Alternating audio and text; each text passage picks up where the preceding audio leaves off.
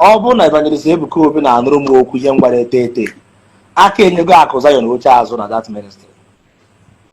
Ọ bụ na ọ bụ onye nọ mebi na enye advice na o nwere ike ọ dị pick call. Someone like akụ Zion aka enyego oche azụ na Zion ministry because all this for long time starting from beginning of last year, ending of last 2 years, 2023, 2024, and now. Akụ Zion bụ the main reason why people ji akparị Ebuka Obi. One on a live video, let them record it. None on Lagos. Akụ Zion is the main reason why people ji akparị Ebuka Obi. Why? Because I have come close to Evangelist Ebuka Obi. I have to go one-on-one. I have to go one-on-one. Gara church when he didn't even believe. He was the medicine. I am not there. The Western Japan, this man they were very quiet and gentle. Master, yes, okay, very quiet and gentle. But people get people also around the way with. I met live video today, never not about them now tell them they're back and legacy. I say when he gave me because I did not insult anybody. Nah always young a whip to see a whip. Who are you to tell him Kobe? If these are the people across on the room as soldiers. Food soldiers on the internet.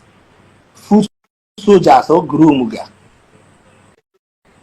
Which is very, very bad. I said, what mother gave na person to talk. I'm a blogger. When I see anything on social media, I almost download the video, react on it. As long as I did not insult you, as long as I did not say evil against you, no, something that your platform posted, I reposted too. I want to insult the name, and I can never insult somebody that does not insult me. But it is my duty to carry any video which I like. If I wish I carry, then it's not going to put the video. You got to work for the whole year.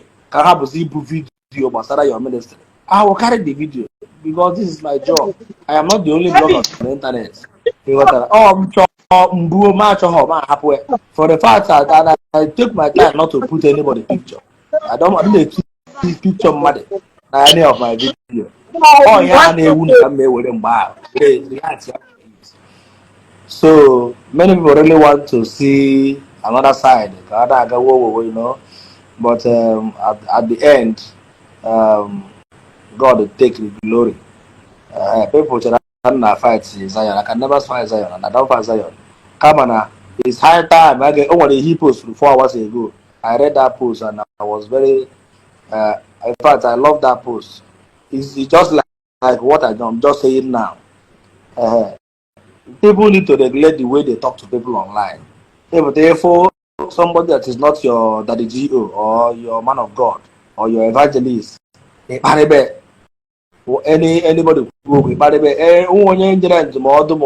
instruction or advice as one name mother, be you pastor or reverend father or another brother in the Lord, who can minister somewhere, who talk to your own. Is that the attribute of a Christian? I believe as the hopefully know well that Open Evangelist Ebuka Obi got through people's comments on half the kind of insult.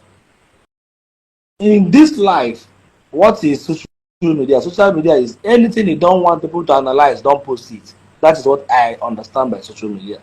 Anything you don't want people to talk about, then don't post it.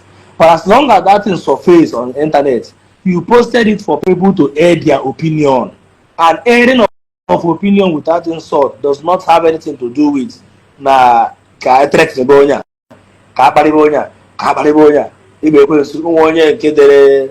of Justice na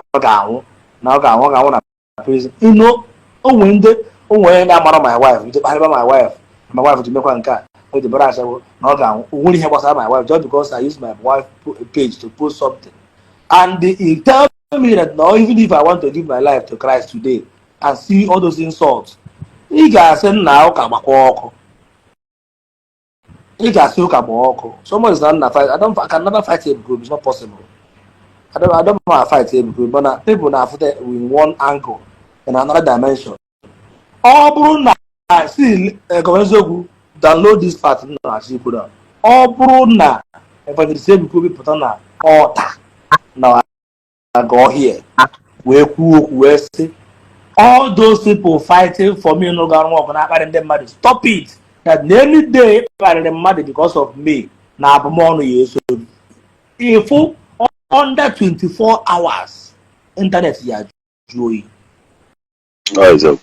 I'm not in that.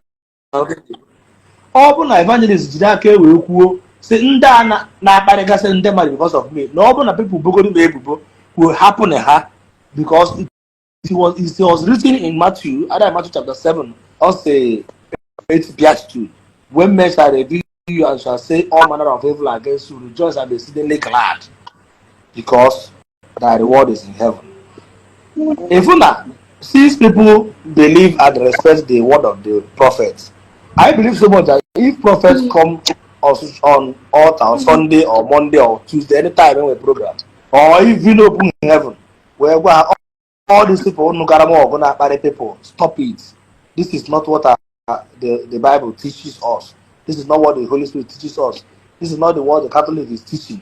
To be insulting people, even to the extent that insulting the senior Reverend Father, insulting even if not bishop there today, negating the model, they will insult that bishop.